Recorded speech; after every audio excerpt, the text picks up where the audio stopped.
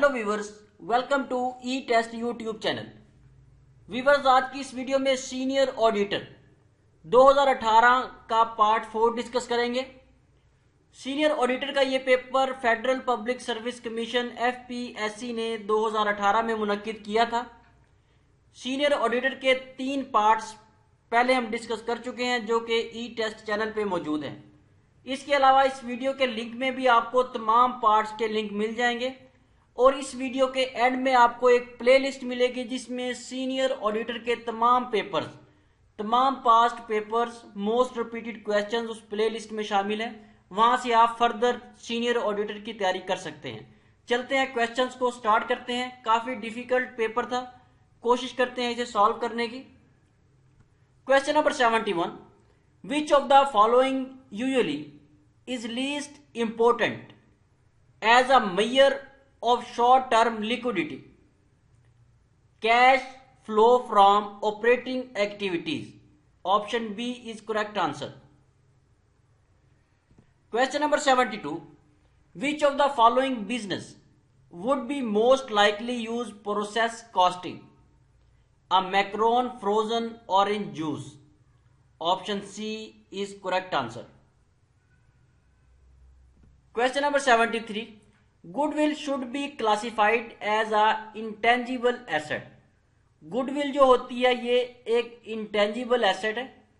Intangible asset is an asset which have not physical presence. Intangible assets वो assets होते हैं जिनकी physical presence नहीं होती। गुडविल जो है, जिसे शोहरत कह लें, ये फिजिकली प्रेजेंट नहीं होती, इसलिए ये इंटेंजिबल एसेट में कंसीडर होती है। Question number 74, preference shares are those which have carry preferential right in respect of dividends and payment of capital. Both A and B answer. दोनों ए और बी ऑप्शन इस क्वेश्चन के आंसर्स हैं। Question number 75, the primary purpose of establishing quality control policies and procedure for deciding on client evaluation is to। इसके लिए इसके जो आंसर्स हैं वो ensure adherence to general accepted audit standards and acceptance are retention clients whose management does not lack integrity। Ensure audit fee is charged according to the type of audit work assigned। Option A, B and option C तीनों इसके correct answers हैं, इसलिए option D को हम tick करेंगे, all of the above. Viewers, मजीद आगे जाने से पहले अगर आपने अभी तक ई टेस्ट यूट्यूब चैनल को सब्सक्राइब नहीं किया तो इसे सब्सक्राइब कर लें और साथ बेल के आइकन को जरूर प्रेस करें ताकि फ्यूचर में आने वाले हर लेटेस्ट इंपोर्टेंट पेपर की अपडेट आपको बर वक्त मिल सके। Question number 76, what are analytical procedures. Analytical procedure क्या होता है? Analytical procedure consist of evaluation of financial information thoroughly. Analytical procedure में फाइनेंशियल स्टेटमेंट्स इंफॉर्मेशन को A to Z चेक किया जाता है, एवेलुएट किया जाता है। इन तीनों ऑप्शंस में A, B और C एनालिटिकल प्रोसीजर को टच नहीं करते, मैच नहीं करते, इसलिए नन ऑफ दीज इसका आंसर है। Question number 77, which of the following section deals with the disqualification of auditor. मंदरजा जेर में से कौन से सेक्शन हैं जो एक ऑडिटर को डिस्क्वालीफाई या क्वालिफाई करते हैं? सेक्शन 26 पैरा ए और सेक्शन 226 पैरा 2। ये दो सेक्शंस के दो पैरा हैं। सेक्शन 226 का पैरा 1 और पैरा 2 एक ऑडिटर को एक्सप्लेन करते हैं कि ये एलिजिबल है या नहीं। Question number 78, net profit is equal to. Net profit जो होता है वो less sales cost of sales and operating expense and less gross profit and operating expense. ये दोनों इसके करेक्ट आंसर है, option A and B. Question number 79, Excess of sales over cost goods in accounting period is termed as gross profit. Viewer जो gross profit होता है ये sales और cost of good sold को जब प्लस किया जाता है तो ग्रॉस प्रॉफिट आता है. Question number 80. If motor van cost is 12,500, its cumulative depreciation is 4,200, depreciation charged for the year is 2,500, what will be the book value at the end of the period? ये question किस इस तरह से है कि एक मोटर वैन है जिसकी कॉस्ट 12,500 है और उसका जो डिप्रेसिएशन रेट है वो बना है वो 4200 है और करंट ईयर की जो डिप्रेसिएशन फी चार्ज हुई है वो 2500 है. इसको इस तरह हम सॉल्व करेंगे कि 4200 और 2500 को जमा करके 12 टोटल डिप्रेसिएशन को टोटल कॉस्ट में से माइनस कर देंगे तो हमारी जो करंट वैल्यू होगी वो आ जाएगी 5800. Option A is correct answer. Question number 81. Both debentures and term finance certificate are usually used by public companies. Question number 82. Share premium money can be use for. Share premium money जो होती है वो issue of fully paid bonus shares के लिए इस्तेमाल होती है. यहां पे एक चीज और नोट कर लें कि शेयर प्रीमियम को सिक्योरिटी प्रीमियम भी कहा जाता है. Question number 83. The system of recording transactions based on dual aspect concept is called double entry system. Weavers double entry system ऐसा सिस्टम होता है जिसमें डबल एंट्रीज होती हैं. फॉर एग्जांपल एक चीज है वो सेम वो चीज एक साइड पे क्रेडिट होगी और दूसरी साइड पे उसका अदर एस्पेक्ट होगा वो क्रेडिट होगी. अगर एक चीज क्रेडिट हो रही है तो वो यकीनन दूसरी साइड पे डेबिट होगी. इस सिस्टम को जिसमें डेबिट क्रेडिट एंट्रीज चलती हैं इसे डबल एंट्री सिस्टम कहा जाता है. Question number 84. General journal is a book of dash entries. General जो होता है ये ओरिजिनल एंट्रीज की बुक होती है. जनरल में ओरिजिनल एंट्रीज की जाती हैं. इसे आमतौर पे आप सिंपल अल्फाज में यूं कह लें कि कोई भी अकाउंटेंट जो अपना रोजमर्रा का रोजनामचा अपडेट करता है जिसमें वो डेली बेसिस पे तमाम एंट्रीज डेट वाइज करता है, तमाम रिकॉर्ड को डेली बेसिस पे अपडेट करता है, वो उसका जर्नल लेजर होता है. Question number 85. Every business transaction affects at least dash accounts. Her business जो है वो उसकी ट्रांजैक्शंस का डबल इफेक्ट होता है. उसके दो अकाउंट्स बनते हैं. जिस तरह हम पहले डबल एंट्री सिस्टम को डिस्कस कर चुके हैं इसी तरह अगर कोई भी कंपनी अपना बिजनेस ट्रांजैक्शन करती है तो इस सूरत में वो डेबिट एंट्रीज भी करेगी और क्रेडिट भी. इस तरह दो अकाउंट्स मेंटेन होंगे.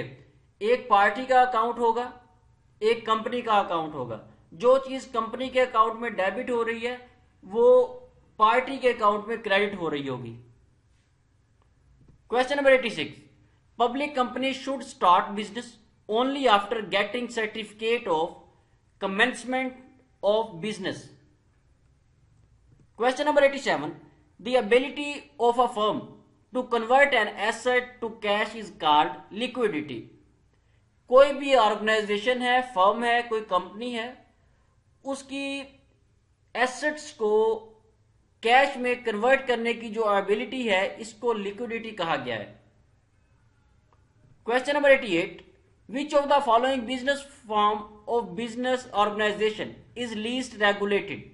Sole proprietorship.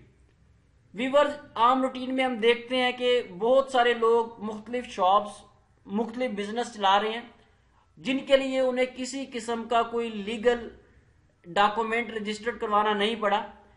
जो बिजनेस आम तौर पे जनरल पब्लिक चलाती है जिसमें किसी किस्म का कोई डॉक्यूमेंट रिक्वायर्ड नहीं होता और जिसे एक अकेला बंदा इंडिविजुअल चलाता है वो सोल प्रोप्राइटरशिप कहलाता है.